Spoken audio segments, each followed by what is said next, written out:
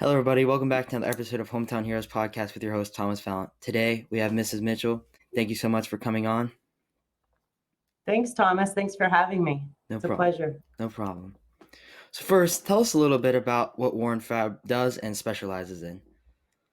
Well, Warren Fabricating is a steel manufacturer. So we specialize in like very gigantic steel manufactured parts. So we have our sister company, Ohio Steel Sheet and Plate, which houses all the steel plate. And then Warren Fabricating actually burns, bevels, fits, welds, and machines the parts into various products. We do a lot of power generation equipment. We make a lot of repairs to steel mills, housings, and rolls. And we also do have quite a bit in the mining field. We maintain and manufacture mining parts for coal mining, limestone mining, all that kind of stuff. So the bigger the better part for us. We have 150-ton crane capacity. So where we really specialize is in the massive steel components. So a lot of the big trucks with the police escorts that you see hauling huge things are coming from our facilities. Wow, that's very cool. So your father began with 4 employees in an 8,000 square foot rented garage and evolved over the next 50 years to over 250 employees and 600,000 square feet of manufacturing space. So how far has your company come and grown over the past 50 years? Yeah, I mean, it's been an amazing journey to watch. And I've been blessed to really see most of it happen. My father started, he was, very young when he started the business. He enlisted in the Marine Corps, and he was a Marine where he learned the machinist trade. And when he got out of the Corps, he said, well, I'm going to see if I can do some of this myself. And he's just evolved from really basically renting a side garage. There used to be a small garage across the street from the Eastwood Mall, and he ended up buying the Warren plant on Mahoning Avenue and moved into there.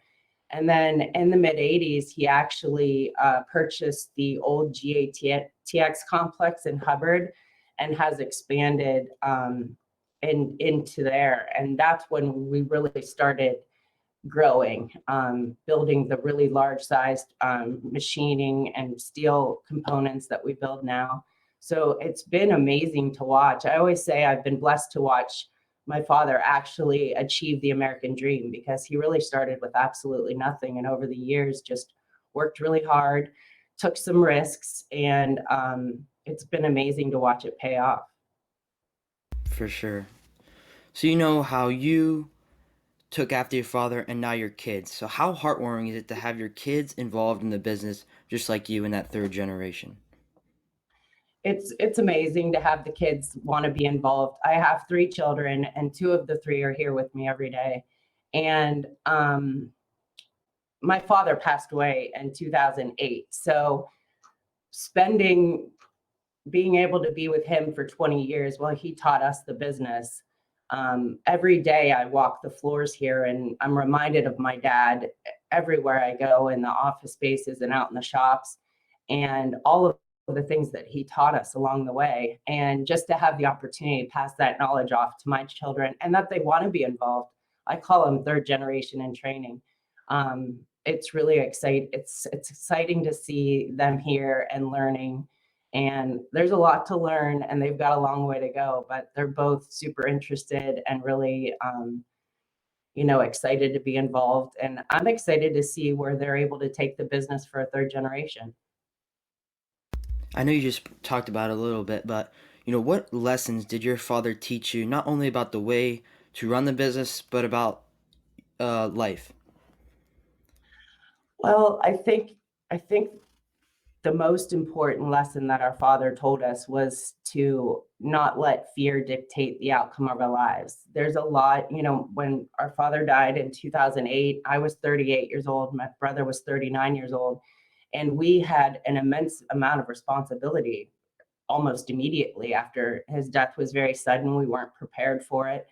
And it was scary, and I think a lot of times fear can stop you in your tracks and keep you from achieving your dreams and keep you from moving forward. And I think his ability to teach us that life's not easy, it's not always fair, and things go wrong, but that you have to face your fears and walk through them and keep going no matter what, or else what do you have?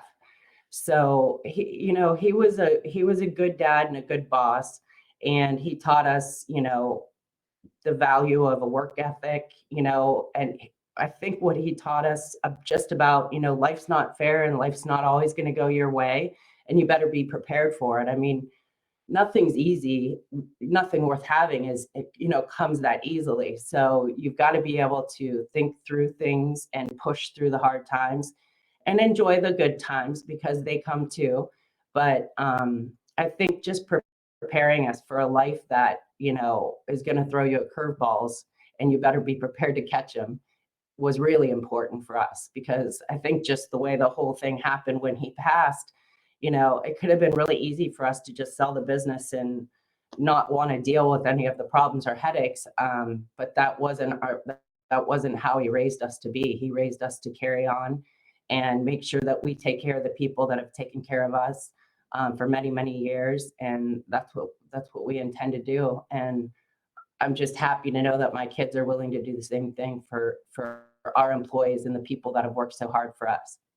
Wow, that's some really good lessons. So, with our area's history of being Steel Valley USA, and in the past, many of those companies are out of business due to other competition. How hard was it to beat those times, and how have you ultimately succeeded? Yeah, I mean, it's still hard. A lot of the accounts my father started this business with were the old steel mills, WCI and Rouge Steel, and none of those plants exist anymore. They've all gone bankrupt, and we've lost a lot of business over the years because of that. The markets are always changing, things are always going to be different, and you have to really prepare for what's coming down the road 5 years from now. We had a very solid, successful business in the 90s and the 2000s with power generation equipment. And we've seen a lot of that business go overseas. A lot of that stuff is being built in, China with much cheaper labor. It's very hard to compete in those markets.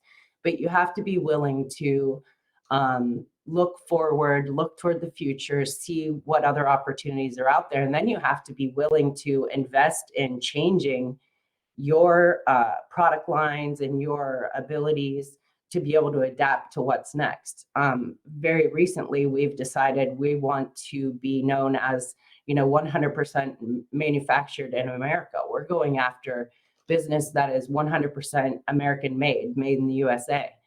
And in order for us to be able to do that, we're having to up our certifications. We're going after some it's called a NAVC certification, and it allows us to be able to work on Air Force carriers for the Navy, for shipbuilding, things that are mandated in this country that they have to be made in America. Like they don't make our Navy ships overseas. So, that's what we've been, gearing our, the next 5, 10, 15 years of the business toward. And it takes investment, it takes time, it takes expanding our quality control department, hiring new people, that have specialties in areas that we haven't always specialized in. And all of those things are risky, and you're unsure, but you have to be able to continue to evolve with the markets and keep pushing forward. And that's what we intend to do. Wow, that's very nice. So, when Warren Fabricating has been serving the area for more than 50 years, which means you have been bringing jobs to this area for a long time, what does it mean for you to be able to give 250 people jobs? I mean, it means a lot. I had a girlfriend tell me the other day that, her uncle worked for Warren Fab at one point, and it's like, you always know someone who's either worked there before or is there now. A lot of our employees have very long-term, years of service with us. So most of our team, they're retiring now with 40 years with Born Fab. They get hired in and they're here for, we call them lifers. And they're like family ultimately. But I think what's even more important is, and I don't think people think of it this way, one of the things we're really proud of is the amount of money that we pump into the area, not just with jobs, but with vendors and suppliers. And I mean, we have almost $15 million a year that is just going through other businesses in the area for trucking, welding wire, oxygen, all of the tools that we need to be able to operate here. There's a lot of family businesses that we've done business with, our vendors and suppliers for the last 50 years that have really built those relationships too. And, when you run into someone like that at, the YSU game or at at the, like the county fairgrounds or whatever, it's like you're like family, and that you've helped them and they've helped you. And it's those kind of relationships that really matter, especially in the valley for us. Right, because when they're here having a job here, they go and to restaurants, they spend money in our economy, in our local, so it helps other That's right. businesses out in that way, in Yeah. those things. I don't think people realize when a business is operating in there how many other levels and lives it touches other than just the employees that they house. But it's right. It's taking customers to Vernon's and having dinner there, and that money gets spent throughout throughout the whole community. Right. So how did COVID affect Warren Fab? COVID, I'll tell you what, if you would have told me that we would be affected by COVID, I wouldn't have believed you back in March or April. We're what's called an essential business. We build power generation equipment. So, I mean, it was very important that everybody still had their lights turned on during, the pandemic, even though businesses were closing and people were having to stay home. We were getting letters from our customers saying, you have to stay open. You can't close down. And COVID was such an unprecedented time in all of our lives. Obviously, I don't think anybody understood, the ripple effect that it was going to have on just about everybody. And we stayed open and we worked through it. Our team was amazing. We instituted all the safety requirements and precautions, that we had to keep everybody safe. And our employees were really great because everybody took it very seriously, wore their PPE. One of the biggest challenges for us was a lot of those vendors and suppliers that we do buy materials from shut down for weeks. So it was hard to get supplies for us to continue to work. That was one big challenge. And the second challenge being,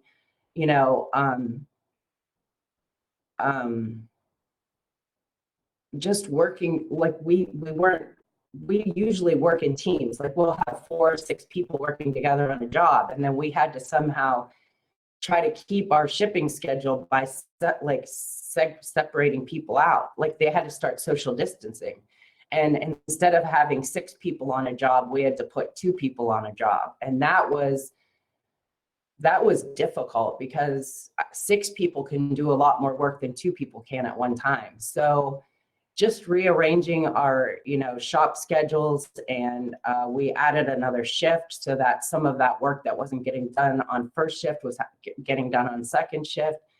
And that was really the hardest part for us. Missing key players. I mean, we were lucky enough not to have our first COVID case at Warren Fabricating until it was around mid-October. And once we got one case, of course, then it started to spread, a little bit. And we were able to keep that spread under control. But once somebody, if you have a team player, like it kind of went through our estimating team. So once one person got it, the next person was out for the next, and they were out 2 weeks to, 15 days. And then this team member gets out 2 weeks to, 20 days or whatever it takes them to get recuperate. And the one thing it did teach me was how much you actually rely on these people, because they're doing a job, and when they're missing from that job for that amount of period of time, it shows, and it hurts. But I'm really proud of the team for, we've overcome a lot and worked together to keep each other safe. And it's been quite a year. So we, like everybody else, had obstacles to face, but we worked through them and we'll continue to work through them. And it's just another example of, the life throwing you that curveball, and you got to be able to figure it out and plow through it. Right. And like you said, it showed us a good thing that it showed us was, how blessed we are, and showed us things that maybe we didn't know that really important in our lives that are. Switching gears to your foundation a little bit. Talk a little bit about, what that does and, what it's about. Yeah, well, in 2010, I started the Regina Rebhan Family Foundation. And at first, it was just kind of an easy way for me to be able to help our community and allow people. It was kind of a way for me to, like, I have passions that I'm interested in, want to help in certain ways. But it also became a way for me to learn about and people to seek out by asking for the grants. I get the grant paperwork for the donations. It was able to open my eyes up to areas and things that I hadn't been involved in the past or didn't know needed help. And it's a way for them to reach out and say, hey, these are the needs in our communities. So it's been a really amazing process to develop the foundation and be able to meet the people who are running these organizations in our community who I had not even ever heard of before, what their needs were. So it's been an amazing learning experience for me, and also just opened my eyes to exactly what needs our community needs the most. So, when the drug epidemic was sweeping through the valley, a lot of the donations were going toward um, places or areas to help those get back on their feet after they're in recovery and things like that. One of our latest projects is called Hopetown Recovery, and it's a housing. We're actually building two housing developments that will hold and house 20 males and 20 females in recovery and help them get back on their feet, help them find jobs, help them have a place to live that is safe and in a sober environment. And that's happening now, and that's going to be opening sometime in mid-April in Portage County. But we're really proud to be able to have our stamp on that and be able to, make sure that there's resources for people in recovery trying to get back on their feet and get their lives reestablished. That's incredible. Congratulations on that. Thank you. We're really proud of it. So, how important is it to emulate Christ's ministry not only in your foundation, but in your everyday life? Well, I think it's really important. I mean, I think one of the things that we probably could use a little bit more of today is some, you know, acceptance and some forgiveness and some more tolerance with each other. I mean, I feel like, in today's day and age with the cancel culture and the divisiveness that we're seeing, I think being able to keep an open mind and remember that we're all brothers and sisters and we're all children of the same God, and that we really do, despite what someone thinks, have to love each other.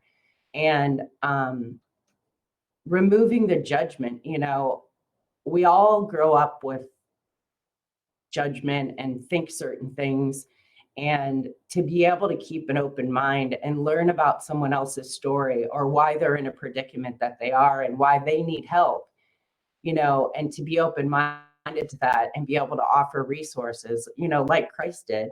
And it's a much more satisfying way to live than to, constantly be judging people for not understanding how they got in the position they are. And that doesn't just happen to people. They had to have some responsibility and ending up that way. And that's just not the way I was raised to treat people. And I credit both my mother and my father for that. I mean, I always say I had the best of both worlds because our dad taught us about, the business world, and our our education and running a business and our work ethic. And then I had my mom, who was truly devoted to service work her entire life. I mean, she volunteered in many organizations, and she always taught us that to whom much is given, much is expected. And we were raised with just knowing that, we've been given a huge responsibility, and it's our responsibility to be able to help those less fortunate than us, and to be able to, help everyone. It's not about, who needs what more. It's about, stretching that to as many people as you possibly can to help as many people in need. And I think those values also were created. I'm a JFK alumni. We were, when I was in high school, we had service, as one of our core curriculums. So every, our junior and senior year, it was embedded in our daily routine that we went out and were of service to people. And I think it's really important to, live your life that way. And one of the other really cool things about the recovery housing, Hopetown recovery housing that we're doing, is a part of being able to live there and receive the services to get back on your feet, is that you also have to be of service to somebody else. So service has always been a theme in my, in my life, and I'm constantly trying to figure out how I can be of service to someone along the way. That's amazing. Service is a really important thing in my life too. Um, and I think, like you said, is touching someone else's life. And I like that you said that they have to go and help someone else, because I think that's really important too. Yeah, I think sometimes, service work isn't inherent to all of us. And, I had to be taught and shown how it works, by my mom and Kennedy. And I think it's important to be able to introduce that concept to other people in their lives who may have never had it presented to them in Right. that way, because we all need help at some point in our lives, even me. Like, people are of service to me on a regular basis. I need the hope and the strength. And, I have people I go to and get that from. And I want to be that for somebody else. And then it's the whole pay it forward philosophy, where if I do this for you, just by example, they're going to turn around and do it for somebody else. And I just think we're going to be in such a much better place, especially in this country right now, if we could all implement a little bit of that in our lives. Very true. So, last question I have is, to date, the Rebhan Foundation has awarded grants more than $600,000. Talk about how much that means to you. Well, what the numbers have actually gone up recently, Oh, and we're wow. getting close to the $1 million mark, which I'm really kind of proud of. And I never would have thought like this would have ever gotten to that stage. But it's gotten to the point where there's been enough places, or places in the community that I drive by, and there's a house there now, or there's a project actually operating that would have never been there without our contribution. And just being able to drive past that place, I know that like we're making a difference. That single house is full of 20 people who are being affected by change that would have never happened if we hadn't been able to help or get involved in some way or capacity. And the more of those places that pop up, um, it just makes me really grateful that I'm even in a position to be able to do that much for our community. So it's been a real blessing. Well, thank you so much for all the service work that you do, and, being that light for people that don't have it in their life, and for being an example. So, thank you. Well, thanks, Thomas. Thanks for letting me come on too and share our story with everybody. Best of luck with Warren Fab and your foundation, and the project that you have going on in Portage County. All right. Thanks, Thomas. Appreciate it. Have a good day. Thank you.